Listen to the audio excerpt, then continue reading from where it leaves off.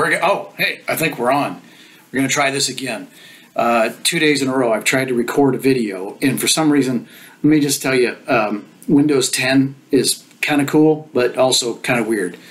And I've been having a hard time with Windows 10 getting my camera to operate. It always worked fine before. Anyway, good evening. It's Thursday evening.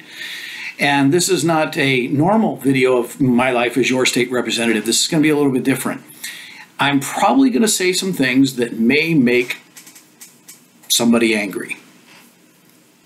But there are things I hope that you'll bear with me and that you'll listen all the way to the end, because I think it's important stuff. Screensaver off back there. Let's just get right to the point. If you remember when I did my radio show, for years and years and years, 6 years that I was on there, I consistently and constantly told you elections have consequences. Watch the legislature, watch the ballot measures, and I tried to keep you informed on those things. And then I ran for office and I'm in the legislature, and I don't have that voice anymore as far as on the radio to warn you. But I'm trying to do it through these little videos, through Facebook posts and Twitter and my website and whatnot. There's something that I've talked about for years, and that is that we as Republicans and or those on the right, wherever you want to put yourself, we are always attracted by shiny baubles. And you know what happens with shiny baubles is you watch this over here, and over here, they're doing this, and we don't see it. Because we're shiny bauble guys. We're looking at this. Case in point. The Burns situation. Okay, now before you get mad at me, hang on. I'm okay. I am fine with what's going on over there. I don't have a problem with it. I support the Hammonds, and I want the federal lands to be given back to the state. But what I would need you to understand is, while we're looking at this over here, you'll notice none of the Democrats in the House or the Senate and the Oregon legislature have said anything about that situation over there. Why? Because they're not stupid. They don't waste their time with that. They're over here creating new bills in the legislative session that's coming up February 1st that will destroy our lives and our way of life in Oregon. And while we're looking at this and focusing on this situation, they're doing this. Do you understand what I'm saying? I also add another shiny bauble over here, and that's the presidential race, the Republican primary for the most part. It's important, but let's be honest. If you're in Oregon, you're not going to have any say in that. There's going to be a nominee by the time it comes to our primary. So it's okay, it's fun to talk about and whatnot, but we can't look at this and miss this. And that's what I want to address tonight.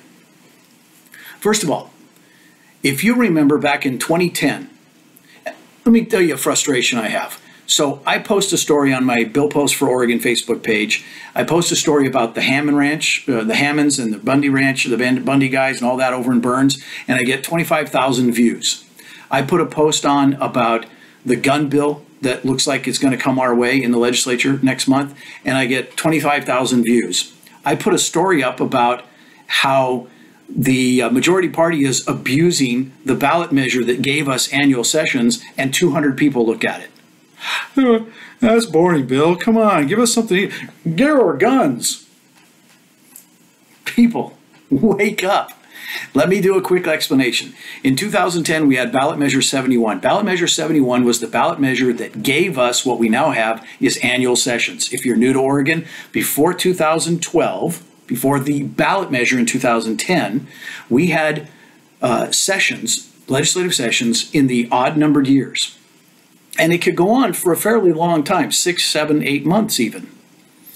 In 2010, we had a ballot measure, measure 71, that said we want annual sessions, but the odd-numbered year session would be about 165 days, and the even-numbered session would be about 35 days. Now, in the subcontext of that ballot measure, it said that the short session was for one reason and one reason only, to address the budget, which we passed in the long session. I hope you're staying with me on this. So the short session was only for the legislators to come, address the budget, make sure it's not here or here or here, make sure it's here, and leave. And the only bills that are authorized to be done in a short session are bills that have to do with the budget. Not adding or subtracting from the budget, but maintaining the budget. revising it, making sure the bugs are fixed, and then go home. And 35 days is the limit. But I warned everybody back in 2010 on my show. I said, guys, if we let the legislature have every year sessions, annual sessions, I don't care what the ballot measure says, they will do bills. And guess what? Every one of us, representatives and senators, all 90 of us, get 2 bills, and every committee gets 3, and rules get unlimited amount. So there are bills all over the place. But what you need to understand is while you're watching the Hammonds and the Bundys and all that going on in Burns, and you're watching the presidential race, here's what the Democrats are planning for you.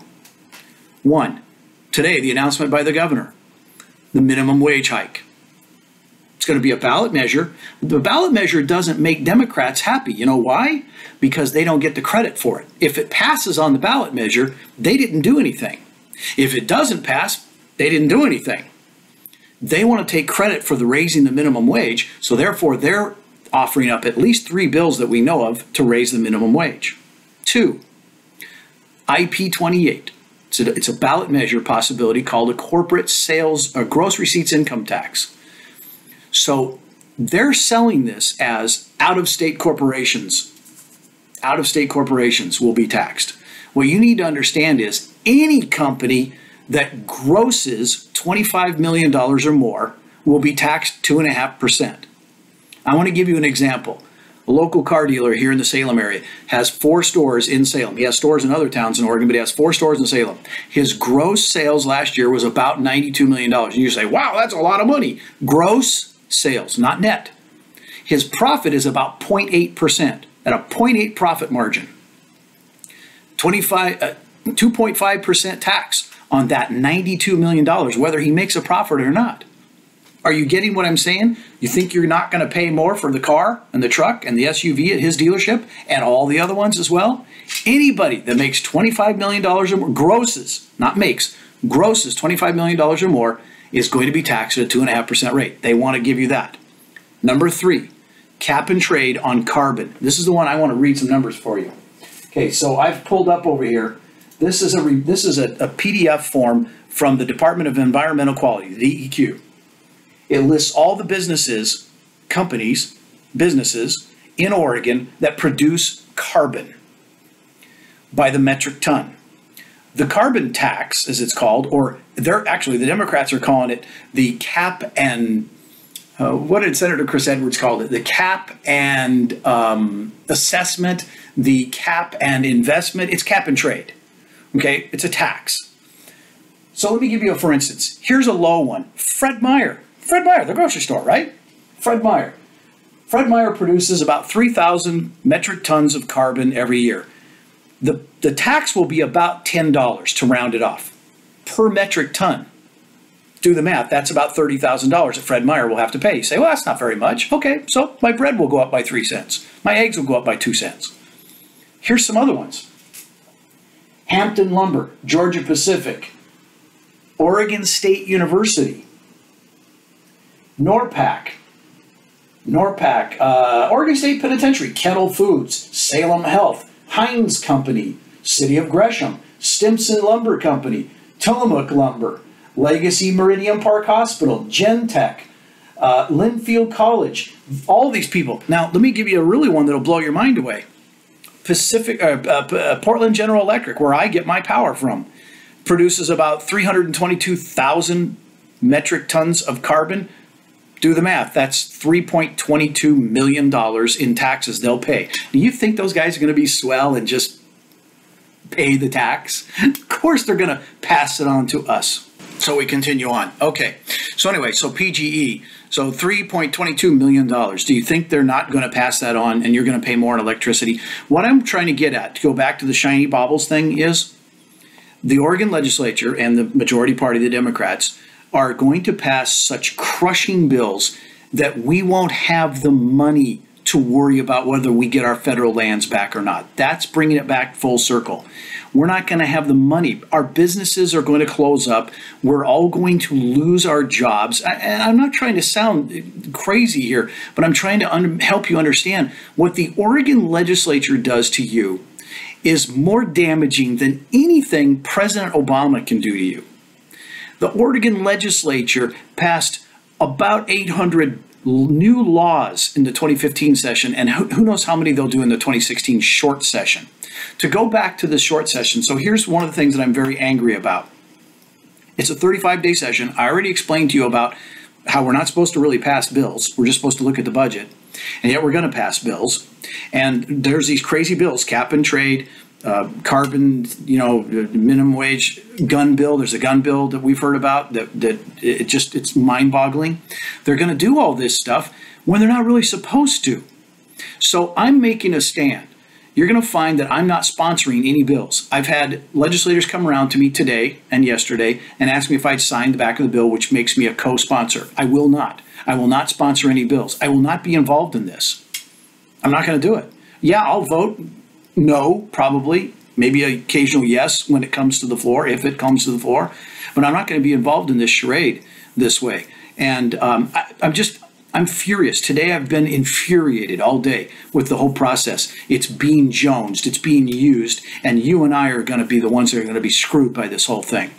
So if these things pass, and by the way, there's only 25 Republicans in the House, there's only 12 in the Senate. We can't stop anything because, you see, these aren't taxes. You have to have 3/5 majority to pass a tax. These are fees, assessments. They are trade.